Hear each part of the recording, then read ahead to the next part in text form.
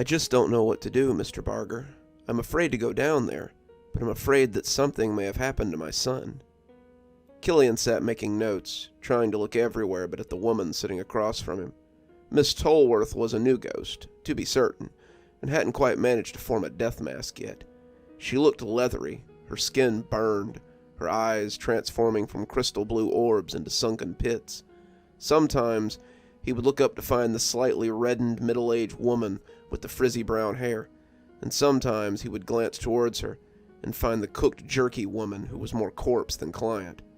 She seemed to be unaware of this, so Killian tried to keep his face as neutral as possible. Was it just you and your son in the fire? When she nodded, he could hear the groan of old tendons. Yes, we both passed in the fire, but he didn't accept it quite as well as I did. He spent most of his time in the basement, a place he spent most of his life, I suppose. I hadn't seen him in days when I went down there, and that was when I saw it. Killian looked down quickly, seeing her mask slip again momentarily, making a thoughtful noise as his thick old pen scratched across the page. These were the tools Killian had used most in life, his pen and pad, and Killian estimated that he had gone through 100 or more of them. He sometimes wondered if he would ever come to an end on this ghostly pad, but after all the cases he'd gone on for the agency, there was always a fresh page ready when he needed it. It was likely something similar to his watch and his clothes, things he'd had on his person when he died, which his memories kept looking the same as they had in life. That was comforting to a certain degree, knowing that when you needed them, they would be there. And Killian hoped that such memories would give Miss Tolworth her face back in time. What can you tell me about your son, Mrs. Tolworth? Anna, please, Mr. Barger. And when she said it, her face returned to the woman that she had once been. The half-burnt corpse and the vacant eyes were gone, and Killian saw the woman from his report seated on the broken remnants of her couch. She sat amongst the burned shell of her home, the fire that had killed them still being investigated by the local police, and Killian could already see her memories of the home trying to reassert themselves. She would likely move on without much trouble, her mind already prepared, but Killian wasn't so sure about her son. Killian heard something crash downstairs as he made notes, the thump sounding huge and angry. Carla had been pretty clear on what was waiting for him down there, though even she hadn't been completely sure what lay in that broken basement. It's likely a nightmare or some sort of shade drawn by the boy's anger.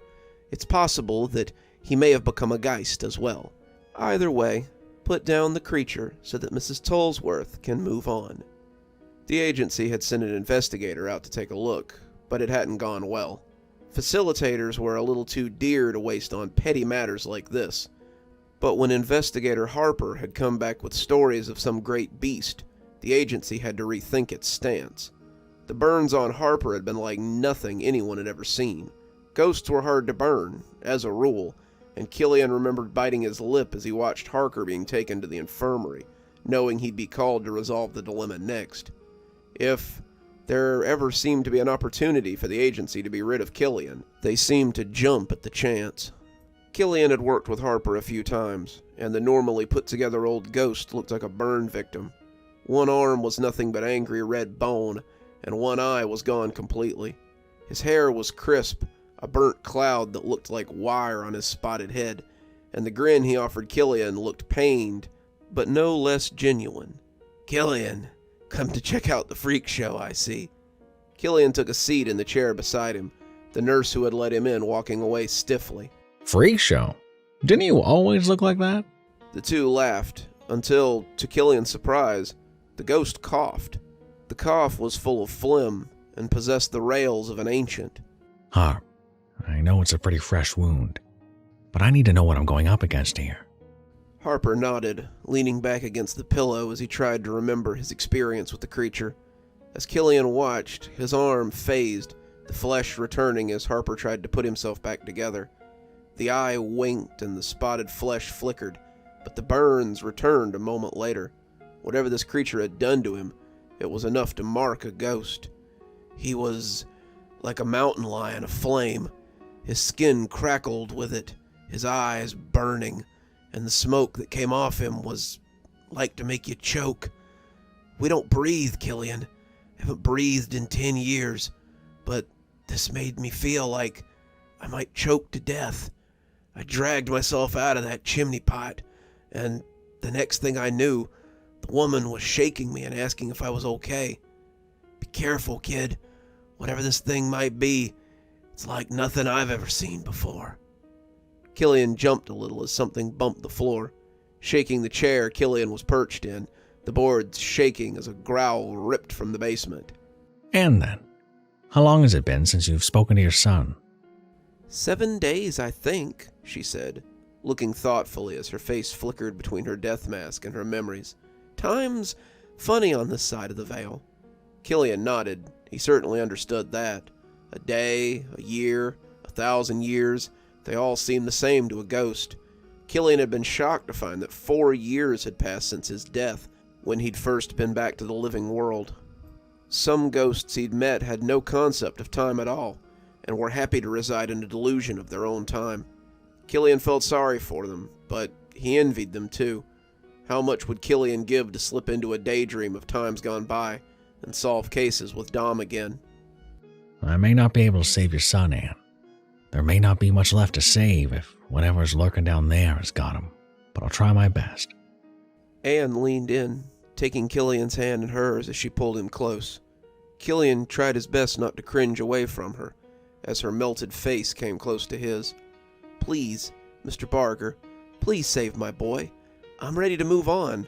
I'm ready to see what lies beyond the veil, but I won't leave my son behind. He's always needed me, always needed someone to take care of him, and if I leave him here, I can't imagine what would become of him. Killian nodded, patting her burned hand as he rose from the chair. I'll try my best, ma'am. He left her sitting in the ruins of her once comfortable living room and stood at the head of the basement before pressing onward. The air stank of smoke and ash, and as Killian felt a cough rumble up his throat, he realized he was having trouble drawing breath, something he hadn't had to worry about for a long time.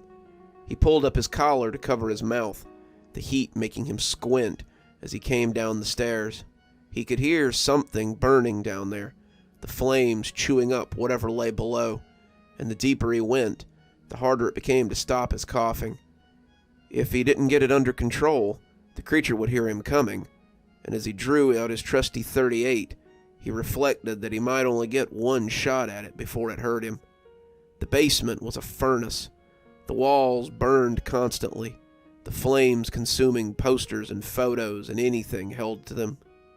The squashy furniture and lumpy bookshelves burned as well, the books and knickknacks on them charred and hunched. The bed was little more than a burnt skeleton of wires and metal frames, and that was where Killian saw the creature.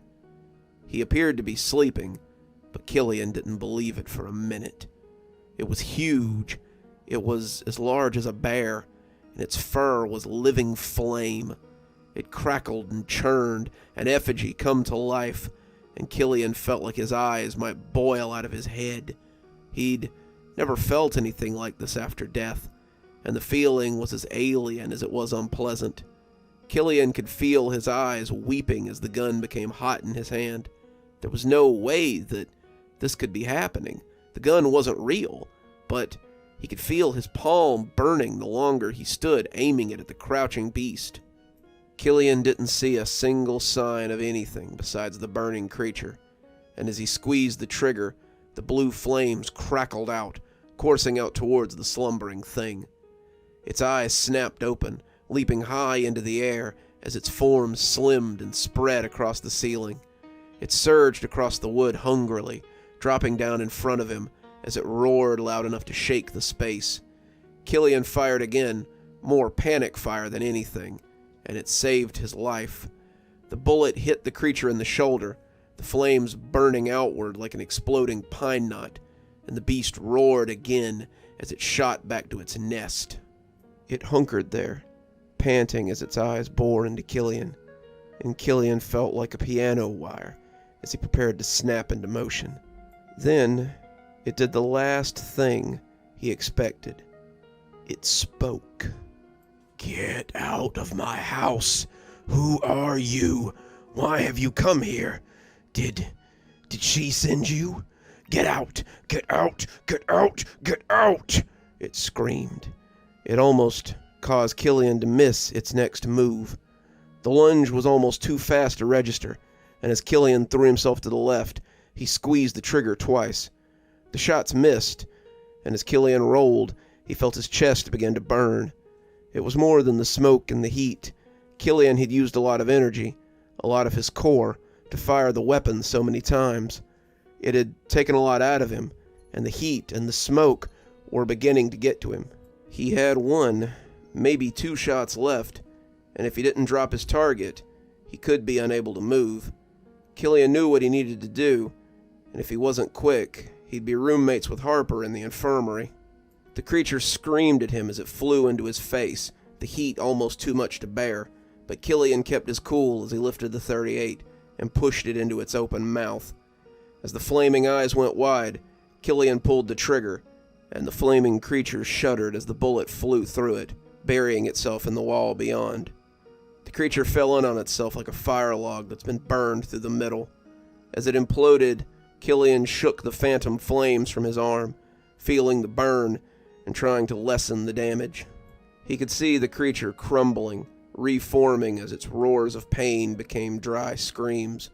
The burnt lungs loosed their last negation as the blackened form crumpled in on itself.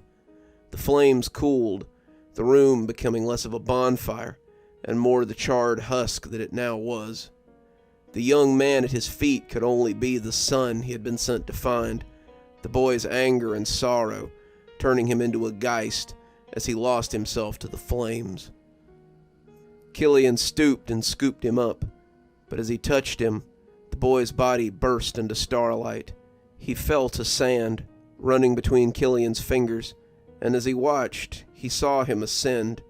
Killian had never seen it happen like this before. Most of the geists he ended turned to tar or sunk into the earth, but it appeared that maybe this young man had a chance at redemption. Maybe not. Killian could only speculate, but as he left the basement, he caught one last whiff of smoke and turned to find the source. It was an ashtray, the big glass kind that reminded Killian of the one that had sat on his desk back at the office. It had fallen into the wastepaper basket, the smoldering embers catching, and the basket now burned with some small intensity. This had been the source of the fire, the source of his death, and his anger was clear now. The boy was angry, but he also realized that it had been his fault his mother was dead. He was responsible for the end of his own life, and Killian could imagine that the guilt had finally eaten him alive. Killian came up the stairs slowly, feeling his wounds as he sighed deeply. He was really getting too old for this shit. Anne was waiting, crying silently, as she guessed what he had found. "Dead?" she asked, and Killian was unsure how to respond. As dead as you and I. He has gone on before you, I'm afraid, and I hope that you find him on the other side. She nodded, wiping her eyes as she looked at Killian nakedly. "I'm ready then," she said, taking Killian's hand as he led her through the front door and into the agency. She followed him all the way to the large door that separated the spirit world from what lay beyond. From there, though, she had to walk on alone. Good evening, everyone. It's me, Dr. Plague. Thank you so much for joining me for tonight's story. Well, I hope you enjoyed another Killian story, and the return of our good friend, the Baron Landred, reprising his role as Killian. If you haven't checked out his channel yet, I'll put it down in the description. I always recommend that people listen to him. He has such a great range of voices, and he's just a pretty great voice narrator in general. If you enjoyed tonight's story and you haven't already, why not go ahead and subscribe? Maybe hit that notification bell so you don't miss any of the spooky things that we do here. While you're here, maybe go ahead and give that video a like and drop a comment. I like it when people comment. If you're not too spooked and you think you might can handle a little more, why not go ahead and click on one of those other videos that's about to pop up. Maybe check out one of our playlists. There's quite a few. If you'd like to support the channel more monetarily, I'd suggest maybe you go pick up a copy of my latest book. There's a link below. Or maybe head on over to Patreon. I have quite a few tiers. I'm sure there's one that'll suit you best. Speaking of Patreon, let's go ahead and thank our patrons, shall we? Thanks to Janet for being our Spooky Skeleton tier contributor, and thanks to Winters, Xaronan, Emily Coltsfoot, Martha, Marianne Schuler, Jennifer Damron, and Tyler Parker for being our Ghostly Reader tier contributors. Thanks, guys. We just couldn't do the show without you. If you're a fan of my books, I always recommend go ahead and join that Ghostly Reader tier. $10 a month, and it also gets you a book anytime I write one, which is around twice a year usually. And as always, thanks for stopping by. Dr. Plague, signing off. Have a wonderful evening.